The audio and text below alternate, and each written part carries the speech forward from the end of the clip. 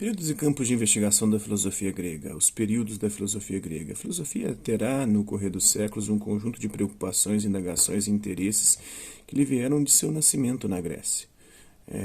Os quatro grandes períodos da filosofia grega, nos quais seu conteúdo muda e se enriquece, são o período pré-socrático, o cosmológico, do fim do século VII ao fim do século V a.C., quando a filosofia se ocupa fundamentalmente com a origem do mundo e as causas das transformações da natureza. O período socrático, antropológico, do fim do século V a.C. a todo o século IV a.C., quando a filosofia investiga as questões humanas. Em grego, anthropos quer dizer homem, por isso o período recebeu o nome de antropológico, isto é, a ética, a política e as técnicas, e busca de compreender qual é o lugar do homem no mundo. O período sistemático, do fim do século IV a.C. ao fim do século III a.C., quando a filosofia busca reunir e sistematizar tudo quanto foi pensado pela cosmologia e pelas investigações sobre a ação humana na ética, na política e nas técnicas. A filosofia se interessa em mostrar que tudo pode ser objeto de conhecimento filosófico, desde que as leis do pensamento e de suas demonstrações estejam firmemente estabelecidas para oferecer os critérios da verdade e da ciência. Nesse período desenvolvem-se a teoria do conhecimento, a psicologia e a lógica. Além disso, os filósofos procuram encontrar o fundamento último de todas as coisas ou da realidade inteira, e essa investigação, séculos mais tarde, será designada com o nome de metafísica. O período helenístico, ou greco-romano, do fim do século III a.C. ao século VI depois de Cristo. Nesse longo período que abrange a época do domínio mundial de Roma e do surgimento do cristianismo, a filosofia se ocupa sobretudo com as questões da ética, do conhecimento humano e das relações entre o homem e a natureza e de ambos com Deus. Pode-se perceber que os dois primeiros períodos da filosofia grega têm como referência o filósofo Sócrates de Atenas, onde a divisão em filosofia pré-socrática e socrática ou pós-socrática. Tem a cabeça de Alexandre o Grande, que viveu no período helenístico, em que a filosofia se ocupa sobretudo com as questões da ética, do conhecimento humano e das relações entre o homem e a natureza e de ambos com Deus. Falar um pouquinho sobre o período pré-socrático ou cosmológico e o período socrático ou antropológico também. A filosofia pré-socrática se desenvolve em cidades da Jônia, na Ásia Menor, Mileto, Éfeso, Samos e Clazômena. Em cidades da Magna Grécia, o sul da Itália e Sicília, Crotona, Tarento, Eleia e Agrigento, e na cidade de Abdera, na Trácia.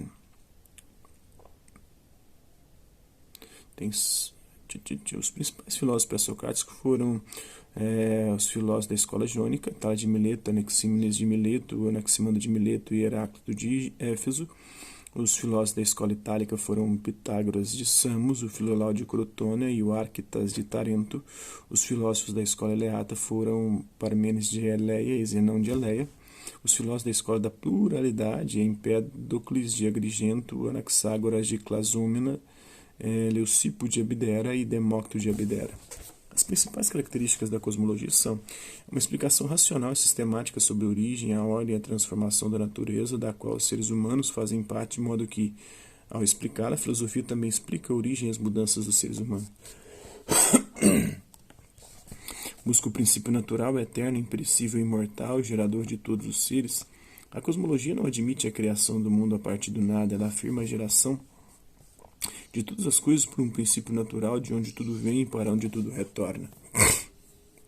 Esse princípio é uma natureza primordial e chama-se physis, palavra que vem de um verbo que significa fazer surgir, fazer brotar, fazer nascer, produzir, sendo ele a causa natural, contínua e imperecível da existência de todos os seres e de suas transformações. A physis não pode ser conhecida pela percepção sensorial, esta só nos oferece as coisas já existentes, mas apenas pelo pensamento. Em outras palavras, ela é aquilo que o pensamento descobre quando indaga qual é a causa da existência e da transformação de todos os seres percebidos. A physis é a natureza tomada em sua totalidade, isto é, a natureza entendida como o princípio e causa primordial da existência e das transformações das coisas naturais. Os seres humanos é incluídos e entendida como o conjunto ordenado e organizado de todos os seres naturais ou físicos.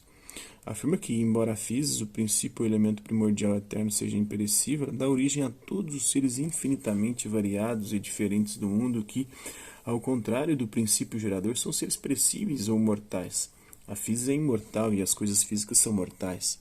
Afirma que, embora a física seja imutável, os seres físicos ou naturais gerados por ela, além de serem mortais, são mutáveis, os seres em contínua transformação, mudam de qualidade, o branco amarelece, a cinzenta enegrece, o negro acinzenta embranquece, o novo envelhece, o quente esfria, o úmido seca, o dia se torna noite, a noite se torna dia. A primavera cede lugar ao verão, que cede lugar ao outono, que cede lugar ao inverno, o saudável adoece, o doente se cura, a criança cresce, a árvore vem da semente e produz sementes. E mudam de quantidade, o pequeno cresce, fica grande, o grande diminui, fica pequeno, o longe fica perto, se eu for até ele, o rio aumenta de volume na cheia e diminui na seca. Portanto, o mundo está numa mudança contínua, sem por isso perder sua forma, sua ordem e sua estabilidade. A mudança, nascer, mudar de qualidade e de quantidade, perecer, se diz em grego kinesis e significa movimento. Por movimento, os gregos não entendem apenas a mudança de lugar ou a locomoção, mas tudo e qualquer alteração ou mudança qualitativa ou quantitativa de um ser, bem como o seu nascimento e seu perecimento. As coisas naturais se movem ou são movidas por outros e o mundo está em movimento ou transformação permanente.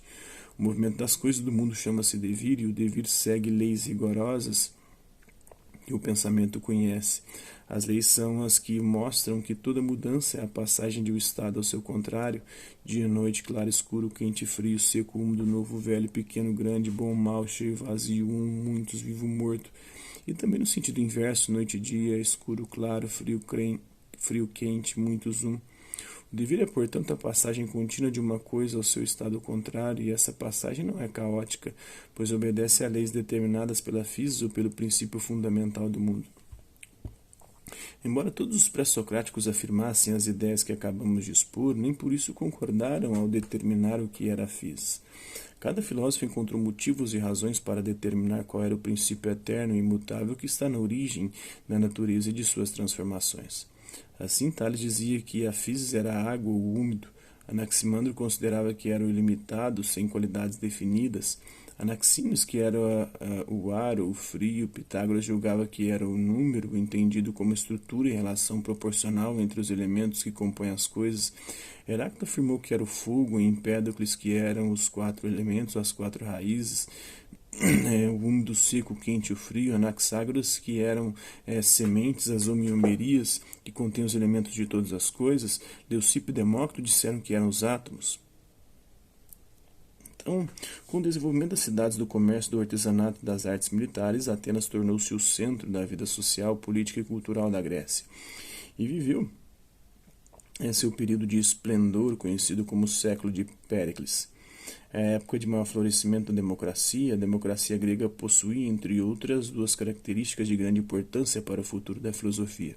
Em primeiro lugar, afirmava a igualdade de todos os homens adultos, e nascidos na cidade perante as leis, e o direito de todos de participar diretamente do governo da cidade, da polis.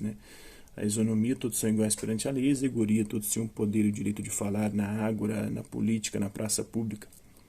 Em segundo, e como consequência, a democracia, sendo direta e não por eleição de representantes, como nas nossas sociedades atuais, garantia a todos a participação no governo, e os que dele participavam tinham o direito de exprimir, discutir e defender em público suas opiniões sobre as decisões que a cidade deveria tomar.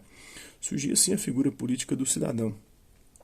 Devemos observar que estavam excluídos da cidadania aqueles que os gregos chamavam de dependentes, que são as mulheres, estavam excluídos os escravos, as crianças, os velhos e os estrangeiros. Também estavam excluídos os estrangeiros. Ora, para as jovens também, menores de... Tem alguns que dizem 25, outros dizem que era 21 anos.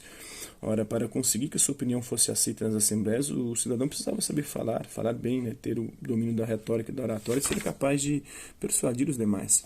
Com isso, uma mudança profunda vai ocorrer na educação grega. Antes da instituição da democracia, cidades eram dominadas pelas famílias aristocráticas, senhoras das terras e o poder militar. Essas famílias, valendo-se dos grandes poetas gregos, Homero, Píndaro e Hesíodo, criaram um padrão de educação próprio dos aristocratas. Esse padrão afirmava que o homem ideal perfeito era um guerreiro belo e bom.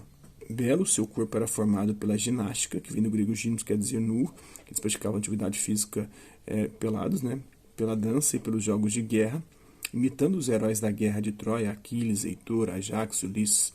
Bom, Seu espírito era formado escutando Homero, Píndaro e Hesíodo, aprendendo com eles as virtudes admiradas pelos deuses e praticadas pelos heróis. A principal delas era a coragem diante da morte na guerra. A virtude era arete, palavra que significa excelência e superioridade no grego, né? Própria dos melhores, ou em grego dos aristoi. Então é isso aí, espero que vocês tenham gostado do vídeo. Quem curtiu, dá um like, não curtiu, dá um dislike. Hasta la vista, babies, e até a próxima.